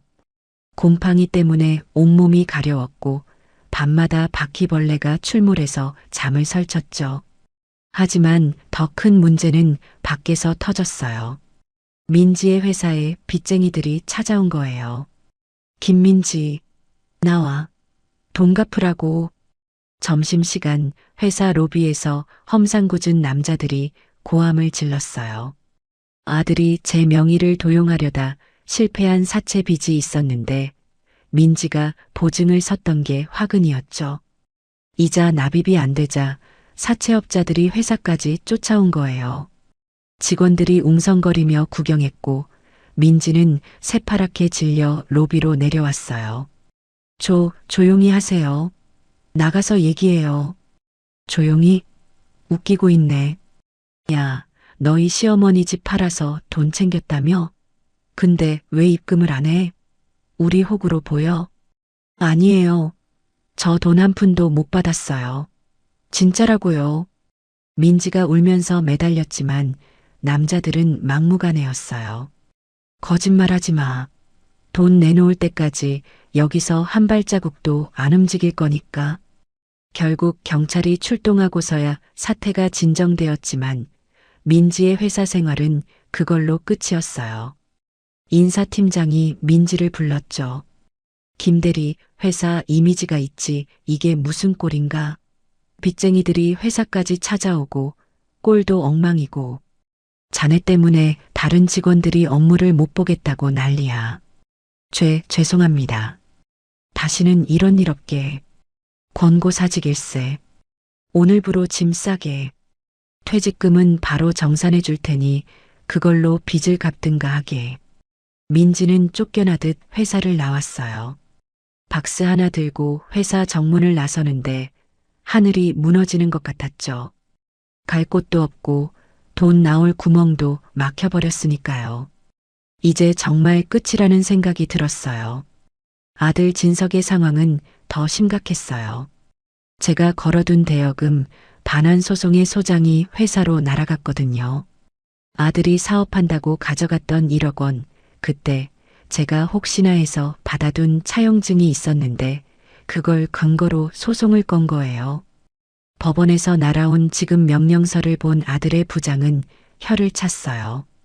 오 과장, 자네 어머니가 소송을 거셨어? 얼마나 불효를 했으면 친어머니가 아들한테 소송을 거나. 자네 인성 다시 봤네. 회사 내에 폐륜하라는 소문이 쫙 퍼졌고 아들은 왕따가 되었어요. 게다가 월급 압류 통지서까지 날아오자 회사는 아들에게 대기 발령을 내렸어요. 사실상 나가라는 소리였죠. 벼랑 끝에 몰린 두 사람은 마지막으로 저에게 전화를 걸기로 했어요. 제 번호가 바뀌어서 연락이 안 되자 친척들에게 수소문해서 겨우 바뀐 번호를 알아냈죠. 오후 3시 저는 실버타운 내에 있는 북카페에서 우아하게 차를 마시고 있었어요. 모르는 번호로 전화가 오더군요. 직감적으로 그들이라는 걸 알았어요. 받을까 말까 고민하다가 통화 버튼을 눌렀어요. 목소리를 듣고 싶어서가 아니라 확인 사살을 하기 위해서였죠. 여보세요. 제 목소리가 들리자마자 수화기 너머에서 며느리의 울음소리가 터져 나왔어요. 어머님, 흑흑 저예요. 민지예요. 어머님, 제발 전화 좀 끊지 마세요. 누구세요? 전 며느리 같은 거 없는데요. 제가 차갑게 말하자 아들의 목소리가 끼어들었어요. 엄마, 나야, 진석이. 엄마 도대체 어디 있는 거야? 우리가 얼마나 찾았는지 알아? 너희가 나를 왜 찾니? 마주치기도 싫다며. 소원대로 안 마주치고 살아주는데 왜 난리야? 엄마, 우리 지금 죽게 생겼어. 민지 회사 잘리고 나도 잘리기 직전이야. 빚쟁이들이 쫓아오고 지금 곰팡이 피는 반지하에서 살고 있다고. 엄마 돈 있잖아.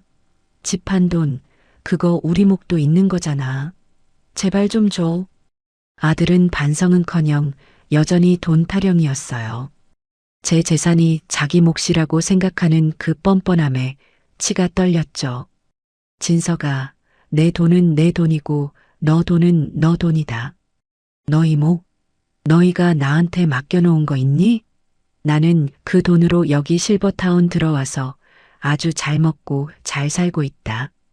매일 마사지 받고 호텔 밥 먹으면서 산다. 뭐, 실버타운? 엄마 혼자 거기서 호의호식하겠다고? 자식은 굶어 죽어가는데? 며느리가 악을 쓰며 끼어들었어요. 어머님, 진짜 너무하세요. 어떻게 그러실 수가 있어요? 손주 생각은 안 나세요? 저희 망하면 준수도 길바닥에 나앉아요. 애한테 미안하지도 않으세요? 손주 핑계까지 대는 꼴이 가소로웠어요. 평소에 애한테 할머니 냄새난다고 가르쳤던 게 누구였더라. 민지야, 너가 그랬지. 나랑 같은 공간에서 숨 쉬는 것도 끔찍하다고. 그래서 내가 너희 숨소리 안 들리는 곳으로 왔다. 그리고 준수, 너희가 잘 키워라. 너희 같은 부모 밑에서 크는 게 불쌍하긴 하다만 그것도 너희 업보다. 어머님, 진짜 악마야. 두고 봐요. 내가 가만 안 있을 거야. 유류분 반환 청구 소송할 거라고요. 며느리가 바락바락 악을 썼어요. 저는 피식 웃었죠. 그래 해라. 변호사 살 돈은 있니? 그리고 내가 살아있는데 무슨 유류분이야. 법 공부 좀 하고 덤벼라, 무식한 거사. 그리고 나한테 한 번만 더 전화하면 그땐 스토킹으로 신고해서 콩밥 먹게 해줄 테니 그리 알아라. 엄마, 뚝. 저는 전화를 끊고 차단 목록에 번호를 추가했어요. 차가 식었지만 맛은 어느 때보다 달콤했죠. 창밖을 보니 하늘이 참 맑았어요. 전화가 끊긴 반지하 방에는 정적이 흘렀어요. 민지는 핸드폰을 벽에 집어던졌어요. 아, 저 늙은이가 진짜 미쳤어. 돈 다 쓰고 죽을 작정인가 봐. 민지는 바닥을 치며 통곡했어요. 분하고 억울해서 미칠 것 같았지만 할 수 있는 게 아무것도 없었죠.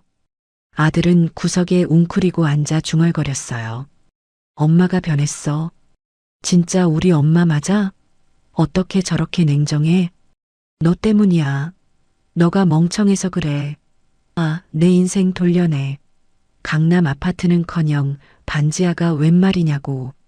민지가 아들의 머리채를 잡고 흔들었어요. 아들도 참다 못해 민지를 밀쳤고 좁은 방 안에서 두 사람은 서로 뒤엉켜 싸우기 시작했어요. 이혼해. 당장 이혼해. 그래. 하자. 나도 너 같은 거 꼴도 보기 싫어. 위자료 내놔. 돈이 있어야 주지. 배째라.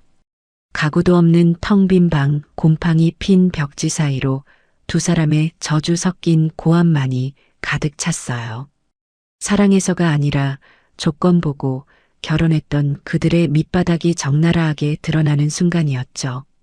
밖에는 비가 내리기 시작했어요. 반지하 창문으로 빗물이 조금씩 새어 들어왔지만 싸우느라 정신없는 그들은 바닥이 젖어가는 줄도 몰랐답니다. 그들의 인생처럼 축축하고 냄새나는 어둠이 그들을 완전히 삼키고 있었어요. 저는 빗소리를 들으며 따뜻한 사우나에 몸을 담갔어요. 아, 시원하다. 밖은 비가 와서 춥겠지만 여기는 너무나 따뜻하네요. 며느리가 원하던 대로 우리는 영원히 마주치지 않을 거예요. 저는 이곳 천국에서, 그들은 저곳 지옥에서 각자의 자리에 어울리는 삶을 살게 된 것뿐이니까요. 장마가 시작된 서울의 하늘은 며칠째 구멍이라도 뚫린 것처럼 비를 퍼부었어요. 제가 있는 실버타운의 통유리 창 너머로 보이는 비는 그저 운치 있는 풍경화였죠. 따뜻한 아메리카노 한 잔을 손에 쥐고 클래식 음악을 들으며 비 내리는 정원을 감상하는 건 정말이지 꿀맛 같은 휴식이었거든요. 하지만 같은 비라도 며느리와 아들이 처박혀 있는 그 반지하 방에서는 재앙이나 다름없었을 거예요. 제가 듣기로 그 동네는 비만 오면 하수구 냄새가 역류하고 벽지 위로 시커먼 곰팡이가 꽃처럼 피어오르는 곳이었으니까요. 그날 오후였어요. 변호사 사무실에서 문자가 한 통 왔죠. 이혜자님 신청하신 대여금 반환 청구 소송 소장과 가압류 결정문이 오늘 피고들의 주소지로 송달될 예정입니다. 저는 입가에 번지는 미소를 숨길 수가 없었어요. 드디어 갈 때까지 간 거죠. 저는 핸드폰을 내려놓고 안마 의자에 몸을 깊숙이 파묻었어요. 이제 그 지옥 같은 반지하 방에서 무슨 일이 벌어질지 눈에 선했거든요. 같은 시각 아들 내외가 사는 빌라 101호 현관문 앞에는 우체국 집배원 아저씨가 서 있었어요. 계십니까? 법원에서 등기 왔습니다. 집안에서는 아무 인기척이 없었어요. 사실 며느리 김민지와 아들 오진석은 방 안에 있었지만 빚쟁이들이 찾아온 줄 알고 숨죽이고 있었던 거죠. 하지만 법원 등기라는 말에 두 사람은 화들짝 놀라 서로를 쳐다봤어요. 법원? 야, 너 또 무슨 사고 쳤어? 민지가 아들의 등짝을 때리며 속삭였어요. 아들은 억울하다는 표정으로 고개를 저었죠. 나 아니야. 이번엔 진짜 아무것도 안 했어. 혹시 너 카드값 때문에 독촉장 온 거 아니야? 시끄러워. 일단 나가봐. 아들이 조심스럽게 문을 열자 집배원 아저씨가 젖은 우비를 입은 채 누런 서류 봉투 2개를 내밀었어요. 서명하는 아들의 손이 덜덜 떨렸죠. 문을 닫고 들어온 아들은 봉투 겉면에 적힌 글자를 보고 그 자리에 얼어붙고 말았어요. 법원 소송 안내서 및 소장 부본. 이게 뭐야 소송? 민지가 낚아채듯 봉투를 뺏어서 벅벅 찢었어요. 안에서 나온 서류를 읽어내려가는 민지의 눈동자가 지진이라도 난 것처럼 흔들리기 시작했죠. 원고 이혜자 피고 오진석, 김민지 청구 취지 피고들은 연대하여 원고에게 금 1억 5천만 원 및 이에 대한 연 12%의 지연 손해금을 지급하라. 방 안에 정적이 흘렀어요. 빗소리만 요란하게 들릴 뿐 두 사람은 숨소리조차 내지 못했죠. 그러다 민지가 비명을 지르며 서류를 바닥에 패대기 쳤어요. 아, 이게 무슨 개소리야. 1억 5천이라니. 우리가 언제 돈을 빌렸어. 그냥 준 거잖아. 아들은 바닥에 떨어진 서류를 주워 뒷장을 넘겨봤어요. 거기에는 너무나도 익숙한 필체가 보였죠. 아들이 3년 전 사업 자금이라며 1억을 가져갈 때 제가 쓰라고 해서 썼던 차용증, 그리고 며느리가 전세금 모자란다고 5천만 원을 빌려갈 때 썼던 지불각서였어요. 그때는 엄마니까 당연히 갚으라는 말 안 할 줄 알고 형식상 써준 거였겠죠. 제가 혹시 몰라 공증까지 받아두었다는 사실은 까맣게 잊은 채 말이에요. 아, 오진석, 너 이거 갚은 거 아니었어? 엄마가 갚으란 말 없었다며. 그냥 용돈처럼 준 거라며. 민지가 아들의 멱살을 잡고 흔들었어요. 아들은 캑캑거리며 얼굴이 벌개졌죠. 아니 엄마가 자식한테 돈 주면서 진짜로 갚으라고 소송까지 걸 줄 알았나. 그때는 그냥 세금 문제 때문에 형식상 써달라고 해서 써준 건데. 이 멍청한 놈아. 형식이 어디 있어. 공증까지 받았으면 이건 빼도 박도 못하는 빚이라고. 당장 우리 밥 먹을 돈도 없는데 1억 5천을 어디서 구하라는 거야. 이자까지 12%? 너희 엄마 진짜 악마 아니야? 민지는 바닥을 구르며 통곡했어요. 눅눅한 장판 위로 민지의 눈물이 떨어졌지만 상황은 변하지 않았죠. 더 끔찍한 건 그 서류 봉투 안에 들어있던 또 다른 종이었어요. 바로 채권 가압류 결정문이었죠. 다음 날 아침 아들은 도살장에 끌려가는 소처럼 무거운 발걸음으로 출근했어요. 밤새 민지에게 시달려서 눈은 퀭했고 옷에서는 덜 마른 빨래 냄새가 났죠. 사무실에 들어서자마자 분위기가 싸했어요. 동료들이 수군거리는 소리가 들렸고 아들과 눈이 마주치자 다들 슬금슬금 피하더군요. 오진석 과장, 잠깐 회의실로 들어오게.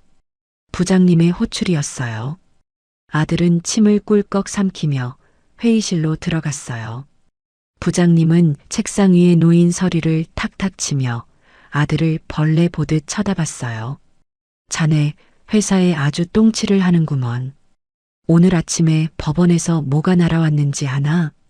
부장님 그게 자네 급여에 압류가 들어왔어. 그것도 채권자가 자네 친어머니시더군. 세상에 얼마나 불효를 하고 막장으로 살았으면 칠순 노모가 아들 월급을 압류하나? 회사 창립 이래 이런 개망신은 처음일세.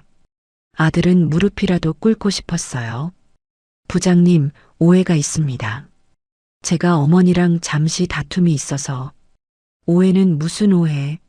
자네 때문에 격리팀 업무 마비되고 직원들 사이에서 자네 같은 페르나랑 같이 일 못하겠다고 탄원서까지 올라왔어. 알다시피 우리 회사는 직원 인성을 중요하게 생각하네. 더 이상 자네를 품고 갈 수가 없어. 부장님은 사직서 양식을 아들 앞으로 밀었어요. 권고사직일세. 오늘부로 짐 싸게. 해고당해서 이력서에 빨간 줄 그어지고 퇴직금도 압류당해서 한 푼도 못 받고 쫓겨날 텐가 아니면 조용히 사직서 쓰고 나갈 텐가. 그나마 예정 생각해서 기회 주는 거니 알아서 하게. 아들은 손이 떨려서 펜을 잡을 수도 없었어요. 하지만 선택의 여지가 없었죠. 결국 사직서에 서명하고 종이 박스 하나 들고 쫓겨나듯 회사를 나왔어요. 퇴직금은 정산되어 봤자 제 빚을 갚는데 다 들어갈 테니 아들의 손에 쥐어지는 건 정말 10원 한 장 없었어요. 터덜터덜 반지하 방으로 돌아온 아들을 맞이한 건 빗물이 새서 물바다가 된 방구석과 술에 취해 널브러진 며느리였어요. 야 왔냐? 돈 벌어 왔냐? 나 배고파. 족발 시켜줘 족발. 민지는 며칠째 머리도 안 감아 떡진 머리를 하고 빈 소주병을 껴안고 있었어요.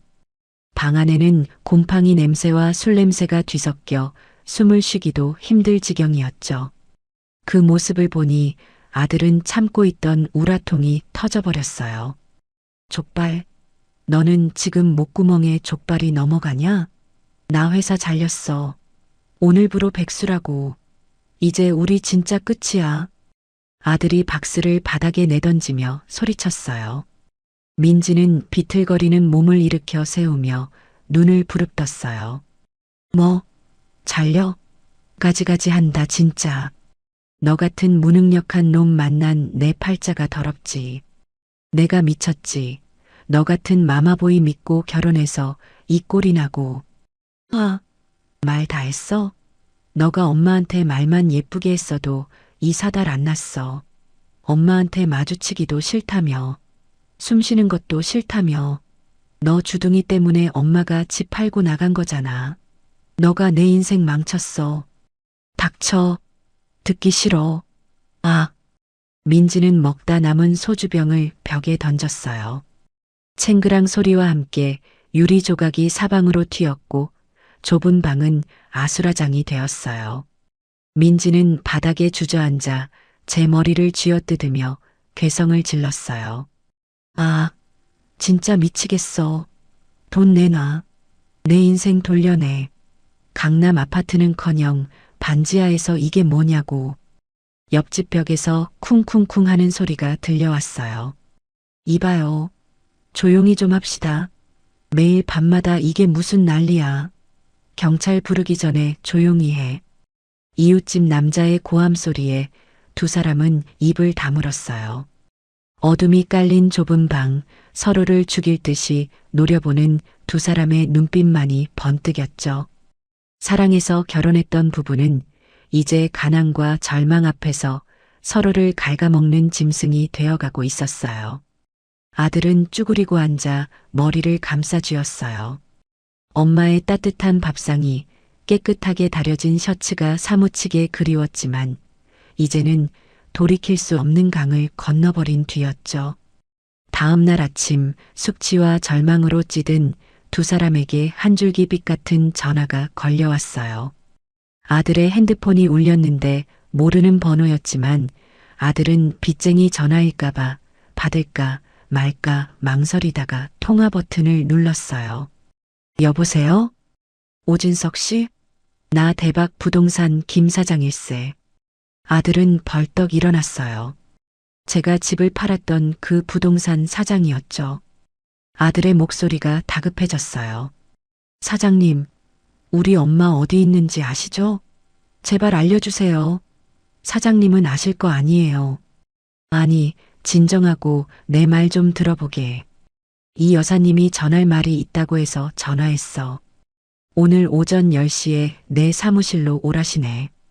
혼자 오지 말고 와이프랑 꼭 같이 오라고 하셨어. 저 정말이요? 엄마가 우릴 만나준대요? 엄마도 거기 오시는 거죠? 그래, 오셔서 직접 얼굴 보고 하실 말씀이 있다고 하니까 늦지 말고 오게. 전화를 끄는 아들은 뛸 듯이 기뻐하며 자고 있는 민지를 흔들어 깨웠어요. 민지야, 일어나. 대박이야. 엄마가 부른대. 드디어 마음이 약해지신 거야. 오늘 10시에 부동산으로 오래. 민지의 눈이 번쩍 뜨였어요. 퀭했던 눈에 생기가 돌기 시작했죠. 진짜?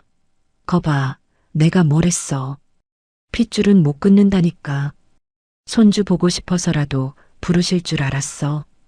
야, 빨리 씻어. 아니, 씻지 마.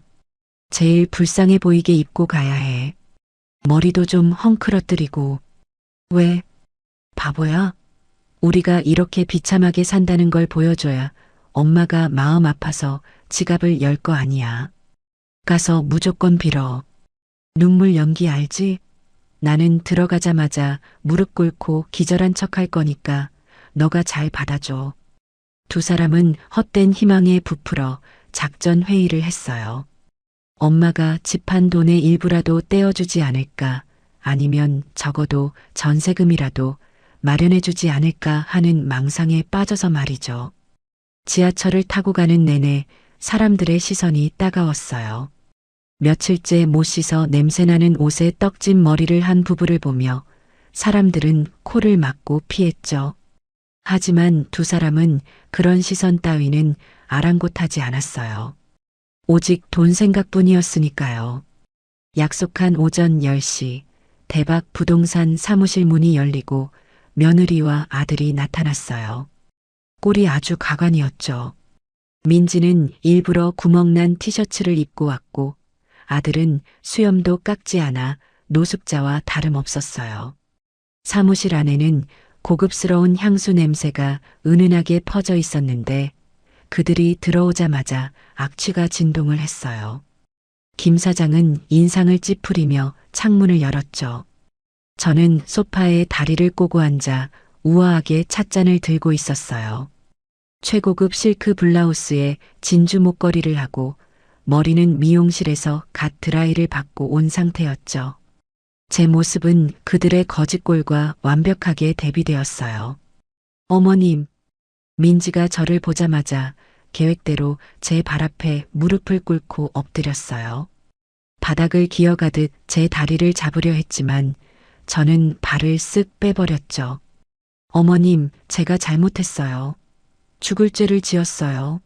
한 번만 용서해 주세요.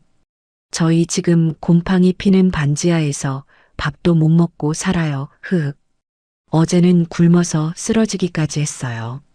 준수도 학원 다 끊고 거지꼴 됐어요. 어머님, 손주 불쌍하지도 않으세요? 민지는 닭똥 같은 눈물을 뚝뚝 흘리며 오열했어요. 연기력이 아주 일품이더군요. 아들도 옆에 털썩 주저앉아 울먹였어요. 엄마, 나 회사도 잘렸어. 엄마가 월급 압류해서 잘린 거 알잖아. 이제 갈 데도 없어.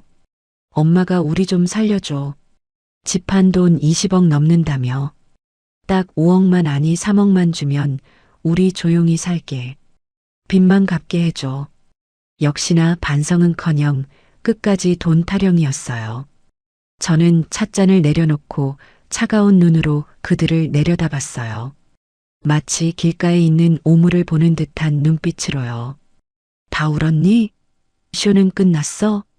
제 싸늘한 목소리에 민지의 가짜 울음소리가 뚝 그쳤어요. 민지는 당황해서 고개를 들었죠. 너희가 크게 착각하는 게 있구나. 내가 오늘 너희를 부른 건 돈을 주려는 게 아니다. 너희 꼴이 얼마나 망가졌나 내 눈으로 직접 확인하고 싶어서 부른 거야. 네, 확인이라니요? 그리고 마지막으로 줄 게 있어서 불렀다. 저는 가방에서 두툼한 서류 봉투 하나를 꺼내 탁자 위에 탁 하고 던졌어요. 아들이 떨리는 손으로 봉투를 열었죠. 돈 봉투이길 바랐겠지만 안에서 나온 건 협의 이혼 의사 확인 신청서와 친권 및 양육권 포기 각서였어요. 이게 뭐예요? 이혼이라니요? 너희 둘 이혼해라. 꼴 보아하니 서로 원망하고 갉아먹으면서 살 것 같은데 깨끗하게 갈라서는 게 낫지 않겠니? 너희가 사는 꼬라지를 보니 조만간 뉴스에 나오겠더구나. 부부 싸움하다가 누구 하나 죽었다고 말이야. 어머님, 아무리 그래도 이혼이라니요. 저희가 알아서 할 문제예요. 그리고 준수를 뺏어가시겠다고요? 절대 안 돼요. 준수는 제 아들이에요. 제가 키울 거예요. 민지가 눈을 동그랗게 뜨고 소리쳤어요. 저는 코웃음을 쳤죠.